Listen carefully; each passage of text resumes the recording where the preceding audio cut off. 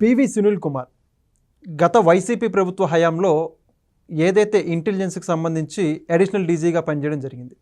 అయితే ప్రస్తుతం కూటమి ప్రభుత్వం వచ్చాక ప్రస్తుతం అయితే పివి సునీల్ కుమార్ సస్పెన్షన్లో ఉన్నాడు. దానికి అనేక కారణాలు అయితే ఉండడం జరిగింది.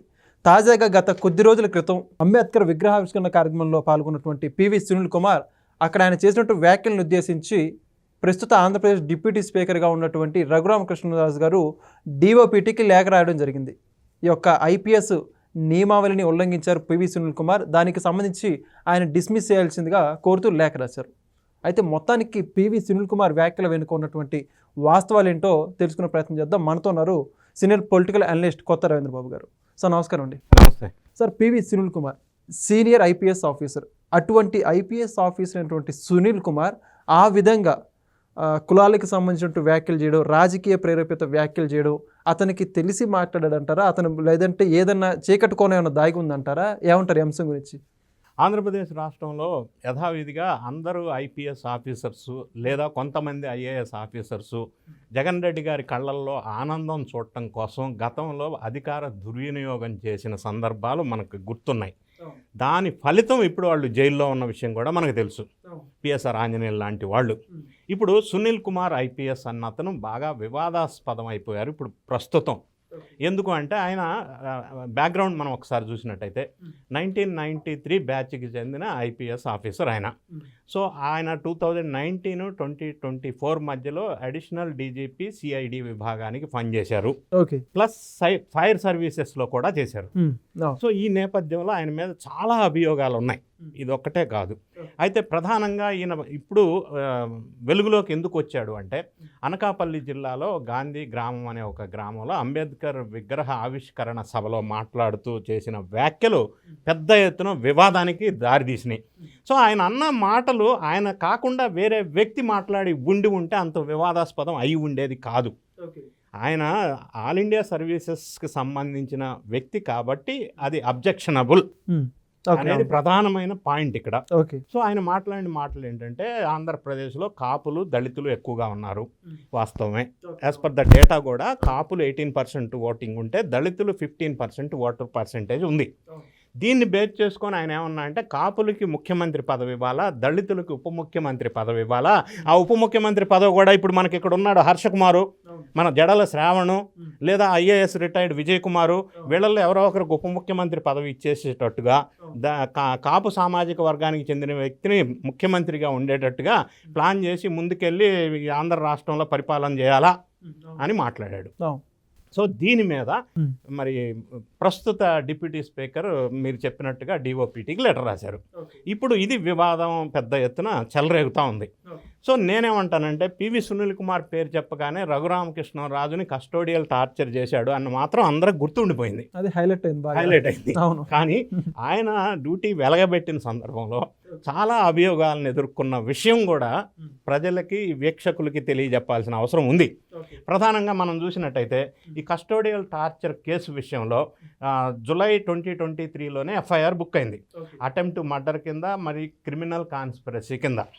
దీంతో పాటుగా ఈయన ఆ పీరియడ్లో వైఎస్ఆర్ కాంగ్రెస్ పార్టీ పీరియడ్లో ఆ పొజిషన్ అడ్డు పెట్టుకొని unauthorised foreign travels and misconduct, misuse of power అనేది ప్రధానమైన ఇంకొక అభియోగం ఉంది. ఎందుకంటే ఈయన మల్టిపుల్ టైమ్స్ ఫారిన్ ట్రిప్స్ వేయచ్చు. ఇప్పుడు అభ్యంతరకరమైన అంశం ఏంటంటే ఆల్ ఇండియా సర్వీసెస్లో ఉన్న వ్యక్తి ఫారిన్ ట్రిప్స్ వెళ్ళాలి అంటే ప్రయర్ అప్రూవల్ గవర్నమెంట్ నుంచి తీసుకోకుండా వెళ్ళకూడదు.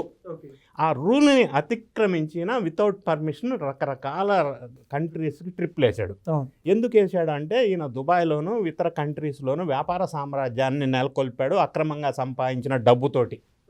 ఈ అలిగేషన్ ఉంది. సో మల్టిపుల్ ట్రిప్స్ ఇలా వెళ్ళటం అనేది వితౌట్ పర్మిషన్ అనేది ఆల్ ఇండియా సర్వీసెస్ రూల్స్ 1969 ప్రకారంగా వ్యతిరేకం, వయలేషన్ ఆఫ్ ద రూల్స్ అని చెప్పవచ్చు. సో ఈయన సస్పెన్షన్కి గురయ్యాడు 2 మార్చి 2025 నుంచి ఇప్పటి వరకు కంటిన్యూస్ సస్పెన్షన్లో ఉన్నాడు. అంటే జీవో నంబర్ RT 440 ప్రకారంగా ఈయన సస్పెన్షన్ చేశారు. సస్పెన్షన్లో ఉన్నా కూడా ఇటువంటి మాటలు ఆల్ ఇండియా సర్వీసెస్లో ఉన్నప్పుడు మాట్లాడకూడదు అనేది ఇక్కడ పాయింట్. ఇంకొక అంశం మనం చూసినట్టయితే యాంటీ హిందూ ప్రాపగాండా, ఇంకొకటి క్రియేటింగ్ క్యాస్ట్ ఎనిమిటీ, ఇందాక మీరు ప్రస్తావించారు కులాల మధ్య చిచ్చు పెట్టే విషయం ఒకటి, యాంటీ హిందూగా మాట్లాడటం అనేది సర్వీస్లో ఉన్నవాళ్ళు చేయకూడదు. ఈయన ఏం చేశాడంటే అంబేద్కర్స్ ఇండియా మిషన్ అనే ఒక సంస్థని స్థాపించాడు.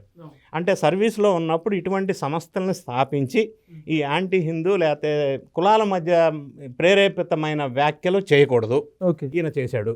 ఇది ఒక వైలేషను. తర్వాత బిజినెస్ లింక్స్, కరప్షన్ మీద ఈయన మీద చాలా ఎలిగేషన్స్ ఉన్నాయి. ఏసీబీ కేసు కూడా ఉంది. ఎందుకంటే ఈయన ఫైర్ డిపార్ట్మెంట్లో పనిచేసినప్పుడు భారీ ఎత్తున అవినీతికి పాల్పడ్డాడని ఒక అభియోగం ఉంది. ఫర్ ఎగ్జాంపుల్, ఆ ఫైర్ డిపార్ట్మెంట్లో ఉన్న ఎంప్లాయీస్ అందరికీ ట్రైనింగ్స్ ఇవ్వటం కోసం ఒక ట్రైనింగ్ సాఫ్ట్వేర్ని ఒక కంపెనీకి అవుట్సోర్సింగ్ ఇచ్చారు. ఆ సాఫ్ట్వేర్ లేదు, కంపెనీ లేదు, ట్రైనింగ్ ఇవ్వలేదు. కానీ 500 కోట్లు ఎంతో బిల్లు ట్రాన్స్ఫర్ అయిపోయింది. అది ఈయన సొంత కంపెనీ. అంటే ఏమి లేకుండానే పేపర్ మీద పెట్టేసి డబ్బులు దొబ్బేశారు. ఇది ప్రధానమైన అవినీతికి సంబంధించిన ఆరోపణ. ఇంకొక ఆరోపణ కూడా ఈయన మీద ఉంది. ఈయన ఫైర్ మెన్ అని అంటారు, కింద స్థాయి ఫైర్ మెన్ కేటగిరీ ఉద్యోగులు. వాళ్ళల్లో ఒక 68 మందిని జగన్ రెడ్డి గారి ఇంట్లో పనిచేసే మనుషులకు అపాయింట్మెంట్ ఆర్డర్ ఇచ్చాడు without following the due procedure. అంటే ఎలిజిబిలిటీ లేదు, టెస్ట్ లేదు, ఏం లేదు, క్వాలిఫికేషన్ లేదు, అపాయింట్మెంట్స్ ఇచ్చేశాడు. అంటే అధికారాన్ని అడ్డు పెట్టుకొని ఈ ఎంప్లాయ్మెంట్స్లో కూడా ఈ విధమైన దుర్వినియోగానికి పాల్పడ్డాడని ఒక ప్రధానమైన వైలేషన్ ఉంది. ఇంకొక ఎలిగేషన్ ఏముందంటే సోషల్ మీడియాలో అతిక్రమించి ప్రవర్తిస్తున్న వాళ్ళని ఐడెంటిఫై చేసి వీళ్ళని రిపోర్ట్ చేయమని చెప్పి కోర్టు వాళ్ళు ఆదేశం ఇచ్చారు. ఇచ్చినప్పుడు ఈయన ఏం చేశారంటే ఎవరు లేరు, వీళ్ళు అందుబాటులో లేరు అని చెప్పి కంక్లూడ్ చేశారు. వాళ్ళని పట్టుకునే ప్రయత్నం చేయలే.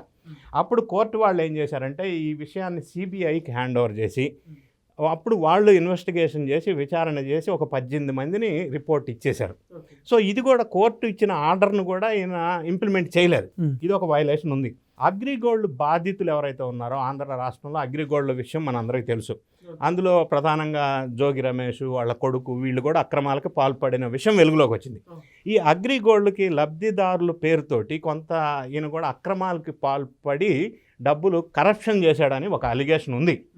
వీటన్నిటికీ మించి తెలుగుదేశం పార్టీకి సంబంధించిన ప్రముఖ నాయకుల్ని అన్యాయంగా, అక్రమంగా రూల్స్ అన్నిటిని అతిక్రమించి అరెస్టులు చేసి అర్ధరాత్రి హరాస్మెంట్, టార్చర్ చేసిన విషయం కూడా ఒక అభియోగం ఉన్నమాట మనకు తెలుసు. వీటన్నిటికీ మించి సుప్రీంకోర్టు లేదా కోర్టులు ఇచ్చిన తీర్పులను కూడా ఆయన వ్యతిరేకంగా మాట్లాడిన సందర్భం కూడా ఈయన మీద ఉంది. సో ఇవన్నీ సంఘటనల నేపథ్యంలో ఆల్ ఇండియా సర్వీసెస్ రూల్స్ 1969 ప్రకారంగా ఇది అన్నిటి కూడా వైలేషన్ ఆఫ్ రూల్స్ కాబట్టి ఈయన సర్వీస్ నుంచి డిస్మిస్ చేయాలా, టెర్మినేట్ చేయాలని చెప్పేసి రఘురామకృష్ణరాజు గారు ఇచ్చిన లెటర్ సారాంశం. ఆ రూల్ ఏం చెప్తుందంటే making public statements criticising government and policies, ఇది వైలేషన్, చేయకూడదు. ఇటువంటి సర్వీస్లో ఉన్నాడు, సస్పెన్షన్లో ఉన్నా కూడా. Engaging in political activities or expression of views, political యాక్టివిటీస్లో ఇన్వాల్వ్ అయ్యాడు, ఆయన ఇష్టం వచ్చినట్టు మాట్లాడుతున్నాడు. భావ వ్యక్తీకరణ అనేది నార్మల్ మనుషులకు ఉండొచ్చు, సర్వీస్లో ఉన్నవాళ్ళు వైలేట్ చేయకూడదు. అంటే కొన్ని విషయాలు మాట్లాడకూడదు పబ్లిక్గా, అవన్నీ వైలేట్ చేశారు. So rule number 3 clause number 1 ప్రకారంగా అనాథరైజ్డ్ ట్రావెల్ అనేది కూడా ఈయన violation of the all India services rules కింద చెప్పవచ్చు.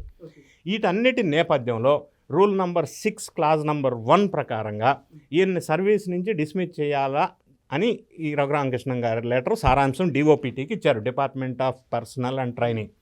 సో వీళ్ళు కనుక విచారణ చేసి ఛార్జ్షీట్ ఇచ్చి ఎంక్వైరీ చేసి పూర్తి స్థాయిలో ఆధారాలు ఉన్నాయి కాబట్టి సర్వీస్ నుంచి డిస్మిస్ చేసే అవకాశం ఉంది. ఒకవేళ డిస్మిస్ చేస్తే ఇప్పుడు క్వశ్చన్ ఏంటంటే what is next step of this Sunil Kumar IPS? ఒకటి, డిస్మిస్ చేస్తారని తెలిసి ముందుగానే రిజైన్ చేయవచ్చు, లేదా డిస్మిస్ చేసేదాకా ఆగి డిస్మిస్ కాబడవచ్చు. డిస్మిస్ అయిన తర్వాత లేదా రిజైన్ చేసిన తర్వాత ఈయన రాజకీయాల వైపు ఈయన అడుగులు పడతాయి అనేది ఈయన మాట్లాడిన మాటలను బేస్ చేసుకొని మనకు అనిపిస్తూ ఉంది. ఎలాగైతే గోరంట్ల మాధవ్ పోలీస్ డిపార్ట్మెంట్లో ఉండి జగన్ రెడ్డి గారి కళ్ళల్లో ఆనందం చూడటం కోసం అవినీతి అక్రమాలకు పాల్పడితే ఆయనకి ఎంపీ టికెట్ ఇచ్చారు. ఈ మధ్య కాలంలో పులివెందులకు సంబంధించిన మాజీ సిఐ శంకరయ్య స్వయాన ముఖ్యమంత్రి గారికే నోటీస్ ఇచ్చారు. సో ఇప్పుడు ఆయన కూడా నెక్స్ట్ వైఎస్ఆర్ కాంగ్రెస్ పార్టీలోకి వెళ్తాడు అనేది ఒక అర్థమవుతున్నటువంటి అంశం. సో ఈ సునీల్ కుమార్ ఐపీఎస్ కూడా కొత్త పార్టీ పెడతాడా, జడల శ్రావణ కుమార్ లాగా, లేదా వైఎస్ఆర్ కాంగ్రెస్ పార్టీలో జాయిన్ అవుతాడా ఈ ఉద్యోగం వదిలేసి? ఎందుకు అంటే ఈ ఉద్యోగంలో సంపాదించిన అక్రమ ఆస్తుల్ని ప్రొటెక్ట్ చేసుకోవాలంటే ఒక పార్టీ గొడుగు కింద అవసరం. అది వైఎస్ఆర్ కాంగ్రెస్ పార్టీ మాత్రమే ఇటువంటి వాళ్ళకి ప్రోత్సాహాన్ని ఇస్తుంది. సో అప్పుడు అట్లా వెళ్ళటం వల్ల ఈ అక్రమార్జన సంపాదించిన ఆస్తులన్నీ ప్రొటెక్షన్ దొరుకుతుంది.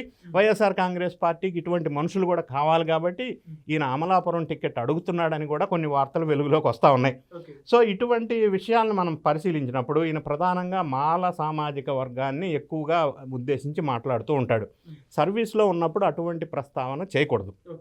సో నేను అనుకుంటున్నాను ఈయన ఇట్లా ఈ విధంగా అతిక్రమించి ప్రవర్తించి అక్రమ సంపాదన చేసుకొని ఇట్లా మాట్లాడుతున్నాడు అంటే వైఎస్ఆర్ కాంగ్రెస్ పార్టీ ఆశీస్సులు ఈయనకి ఫుల్గా ఉన్నాయి. ఆ దిశగా అడుగులు వేస్తాడు. ఈ విషయం తేలిన తర్వాత డిస్మిస్ అయినా రిజైన్ చేసినా అనేది మనకు అనిపిస్తూ ఉంది. Thank you so much sir. Thank you. Please subscribe to Leo News for more videos.